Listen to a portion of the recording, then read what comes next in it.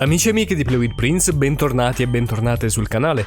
Ultimamente si fa tanto parlare di GTA 6 e in particolare della possibilità che possa essere più politicamente corretto rispetto ai suoi predecessori. In effetti la serie di Grand Theft Auto è sempre stata caratterizzata dall'irriverenza e dal poco rispetto verso le minoranze, ma non si può negare che questi siano stati allo stesso tempo anche dei suoi punti di forza, cruciali per il suo successo astronomico, almeno per quanto concerne il lato puramente narrativo. Tuttavia la serie firmata Rockstar Games non è stata certamente l'unica a passare sotto i riflettori della critica perbenista, visto che molti altri titoli hanno decisamente usato forse anche di più nel corso degli anni. Andiamo quindi a vedere insieme altri 5 titoli decisamente privi di peli sulla lingua che possiamo senza dubbio definire politicamente scorretti. Do you wanna come back there with me, honey? Il primo titolo della lista è in realtà una serie che ha avuto origine negli anni 80. Sto parlando dei giochi di Leisure Suit Larry, delle avventure grafiche per non più piccini pubblicate da Sierra Online dal 1987 in poi. Il protagonista della saga è Larry Laffer, un tizio sulla quarantina alto 1 metro e una banana, goffo e molto spesso ridicolo, che ci prova con tutte come un novello Austin Powers, ma spesso senza lo stesso successo. I giochi sono stati rinnovati nella formula nel corso degli anni, ma il comune denominatore risiede in una sfilza di battute sessiste e commenti di cattivo gusto, sempre a sfondo sessuale, che chissà perché non sempre sono stati apprezzati da tutti.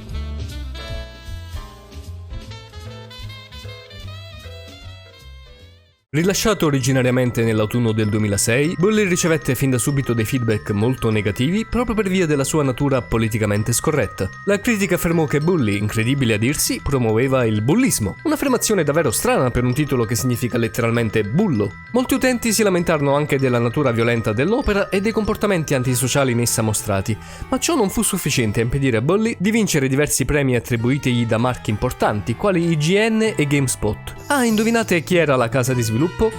Rockstar, ma allora è il vizietto, eh?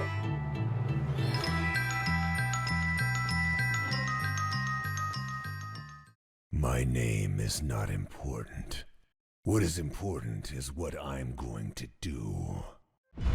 Il fatto che il titolo che vi mostro fu ripudiato prima da Steam Greenlight e poi da Twitch, il quale ne proibì i gameplay sulla propria piattaforma, dovrebbe farvi intuire quanto questo sia stato un prodotto controverso e fortemente discusso ai tempi della sua uscita nel 2015. Sto parlando ovviamente di Hatred, sparatutto fuori di testa in terza persona con visuale dall'alto, in cui si vestono i panni di uno psicopatico mezzo emo, il cui unico scopo nella vita è ammazzare quante più persone possibili, perché semplicemente odia il mondo. A differenza di altri videogames che non vogliono essere volontariamente politicamente scorretti, Hatred si propone e si celebra come un gioco offensivo, disturbante e incurante delle opinioni dell'utenza e della critica specializzata.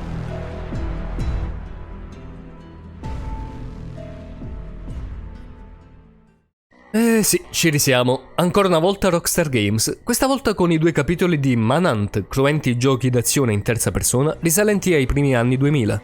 Sebbene i protagonisti dei 2 episodi cambino, le circostanze sono più o meno le stesse. In entrambi i casi impersoneremo infatti un soggetto violento e mentalmente instabile, che si troverà ad evadere dall'istituto ove era detenuto per sfuggire ai propri aguzzini, altrettanto esaltati, vestiti con maschere e copricapi inquietanti e armati di tutto punto. Manhunt è un inno alla violenza più pura e sadica, celebrata soprattutto attraverso delle esecuzioni che variano a seconda dell'arma equipaggiata e che risultano realistiche e possibilmente disturbanti per i giocatori più sensibili. I titoli vennero per questi motivi censurati o addirittura bannati da diversi paesi di tutto il mondo.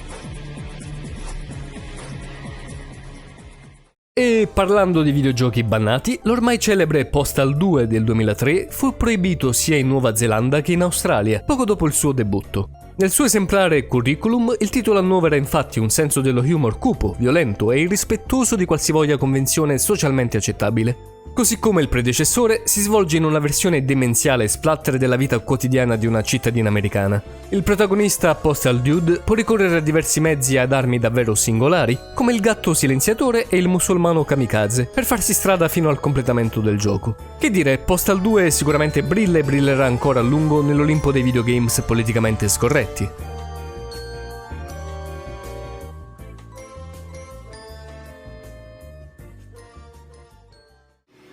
Or Dunque ragazzi, conoscevate questi 5 giochi family unfriendly e completamente scorretti? Non è un caso che in questa mia piccola lista ci siano ben 2 titoli Rockstar Games, uno più offensivo dell'altro. Evidentemente gli autori di Grand Theft Auto non si sono mai fatti troppi scrupoli a mostrare contenuti per così dire inappropriati, e sinceramente non vedo perché debbano cominciare adesso con GTA 6, dal momento che sembra essere proprio una delle caratteristiche sì più discusse ma sicuramente più apprezzate. Sterzare verso una produzione politicamente più accettabile significherebbe sicuramente snaturare il proprio modo di fare videogiochi e porterebbe molto probabilmente a un allontanamento dell'utenza piuttosto che al contrario, e di sicuro la casa di sviluppo lo sa bene. Detto ciò, spero che il video vi sia piaciuto e io vi invito, qualora non l'aveste ancora fatto, ad iscrivervi al canale, ad attivare la campanella per restare sempre aggiornati sulle prossime novità e a seguirmi nei vari social che trovate in descrizione. Questo è tutto per oggi dal vostro The Prince, io come al solito vi abbraccio fortissimo e alla prossima, ciao a tutti!